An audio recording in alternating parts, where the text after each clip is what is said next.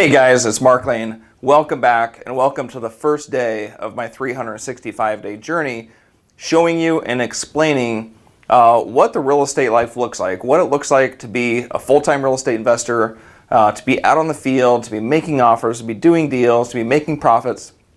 And so today, what I want to start with is how to schedule your business, how to schedule your calendar so that you know that you're always getting the most productive things done, because that's a lot of times that's just what it comes down to is, are we doing the things that are the most productive parts of our business, or are we spending time on things that are not productive at all, that are not moving our business forward, that are not making us any money?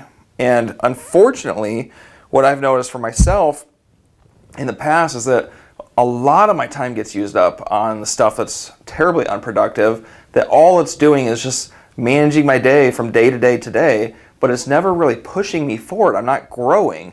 My business isn't expanding.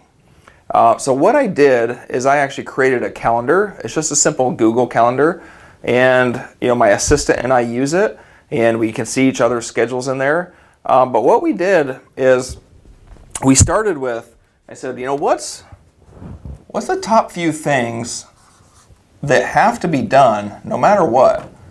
So number one is we have to be able to respond to people, right?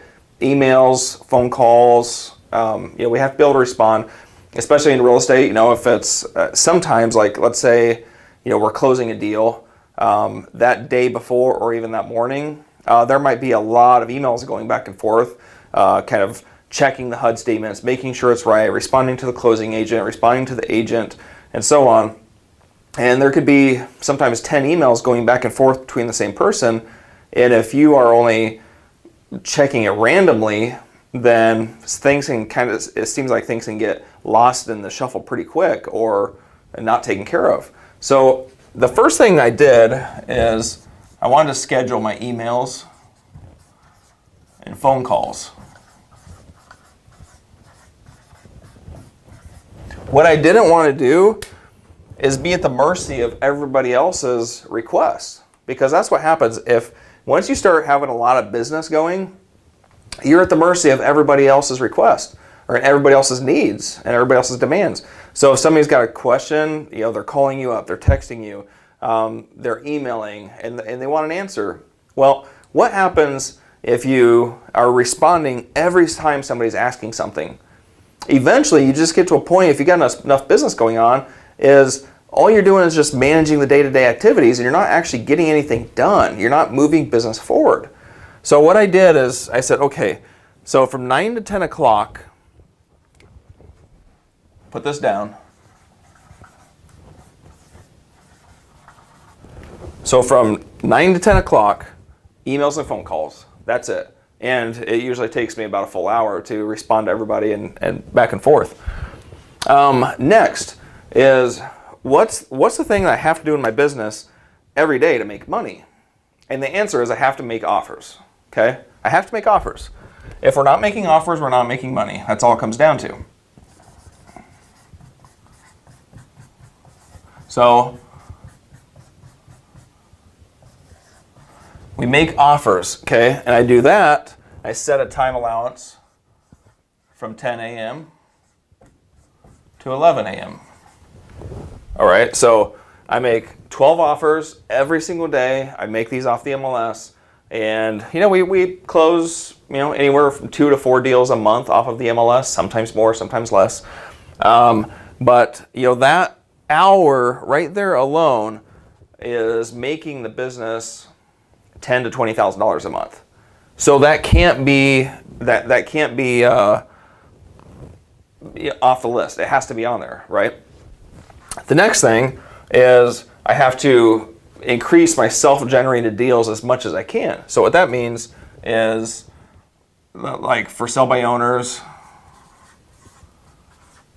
Craigslist,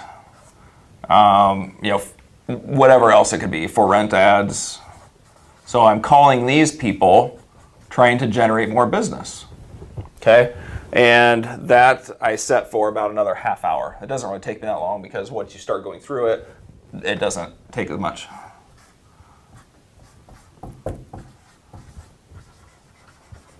Okay, so now I've got, by 11:30, I'm not even halfway through my day yet, but I have all my emails and phone calls taken care of.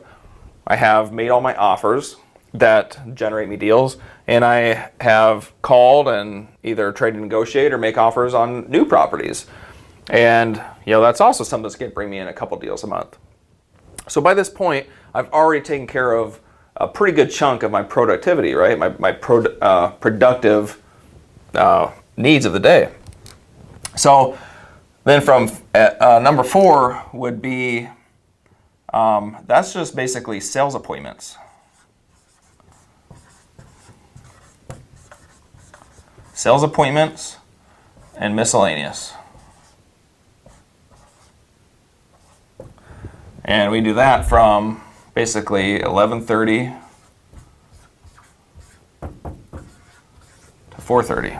So what this is sales appointments, miscellaneous. That's if I'm wanting to talk to new buyers and have lunch with them, or I'll meet them for coffee, whatever.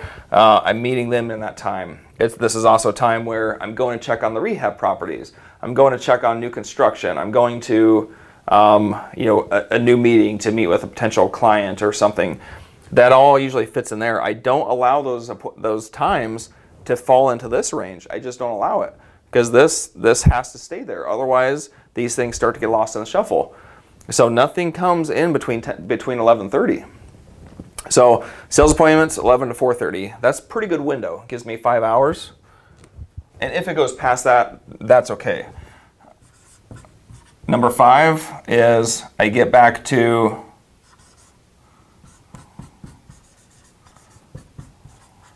emails and phone calls. Okay, I get back to these.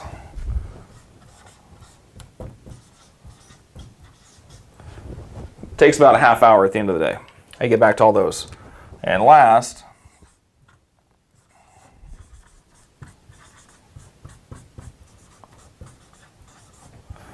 and after that, I just do simple data entry.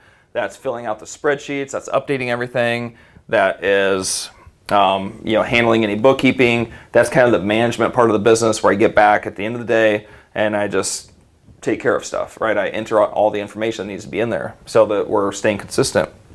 But that's it. It's really simple. I don't try to fit a million things into each day. I really don't. If I have to fit more things in, then I fit them into this range right here, 11:30 to 4:30. So what happens if you are not a full-time investor yet and you're part-time, you're working a full-time job, and you don't have this kind of time on your hands to do this?